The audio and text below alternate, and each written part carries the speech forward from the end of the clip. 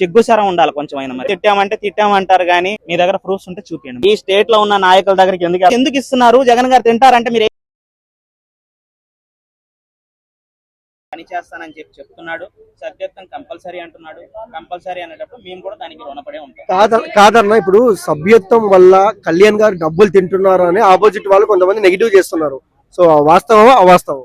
ఆ తింటున్న వాళ్ళకు కూడా చెప్తున్నా, మీ దగ్గర ప్రూఫ్స్ ఉంటే చూపించండి. మరి నేను చెప్తున్నాం కదా, తింటున్న వాళ్ళకు కూడా చెప్తున్నా, అంటున్న వాళ్ళకు కూడా అంటున్నాము. ఏమంటున్నాము? మా వాని మీద నిందలేస్తున్నారు. మీరు ఇంకా అనకూడదు, తిట్టామంటే తిట్టామంటారు కానీ ఇలాంటి మాటలు మాట్లాడితే తిడతారు. మరి ఇప్పుడు ఎందుకు తిడతారండి? మీరు దేనికి అంటారండి మమ్మల్ని? మేమన్నా మిమ్మల్ని పిలిచామా? మీ వైసీపీ కార్యకర్తలను వచ్చి చేరమన్నామా? చెప్పండి. మరి సిగ్గుసరం ఉండాలి కొంచెం అయినా. మరి అనవసరం అంటున్నారు కదా ఈ సభ్యత్వాలు. మీకు అవసరం లేదు, మాకు అవసరం కదా. నేనే జాయిన్ అవుతా ఈ వారంలో. నన్నెందుకు నువ్వు అంటావు? నువ్వు చేరొద్దని నువ్వు అంటానికి ఎవరు? మా నాయకుడు చెప్పాడు, నాకు పవన్ కళ్యాణ్ గారు అంటే ఇష్టం, నాకు జనసేన పార్టీ అంటే ఇష్టం, నేను వెళ్ళి చేరతా.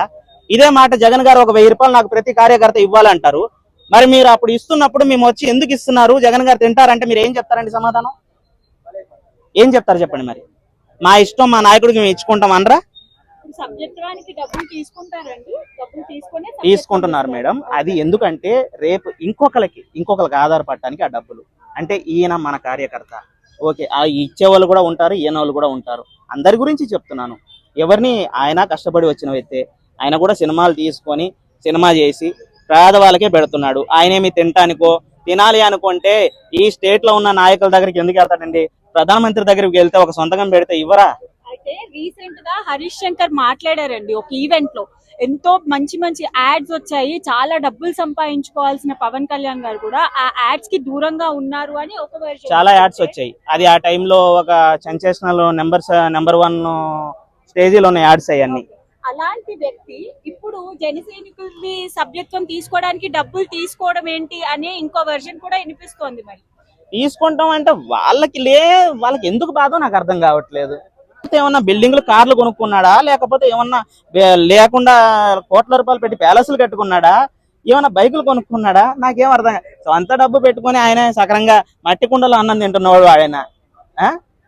ఇప్పుడు ఆయనకు ఉన్న రేంజ్ మీ అందరికీ తెలుసు. ఇక్కడ ఆయన అనుకుంటే ఆయన కొనాల్సిన అవసరం కూడా లేదు. ఆ బ్రాండ్ అంబాసిడరే కారు తీసుకొచ్చేసి మీరు తీసుకోండి సార్, మాకు అవసరం లేదు సార్, డబ్బులు కూడా అవసరం లేదు అనే స్థితిలో ఉంటాడు ఆయన. మరి ఎందుకు అలా చేస్తున్నారు నాకు అర్థం కావట్లేదే. ఊరికే డబ్బులు తినేస్తున్నారు. ఏం తినేస్తున్నారు? ఏమన్నా పెట్టండి మరి బయట.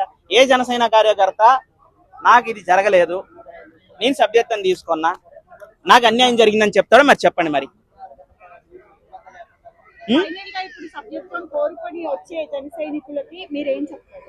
ఎవ్రీ జన సైనికుడు ఎవడో ఏదో అంటున్నాడని చెప్పి మనకు అవసరం లేదు.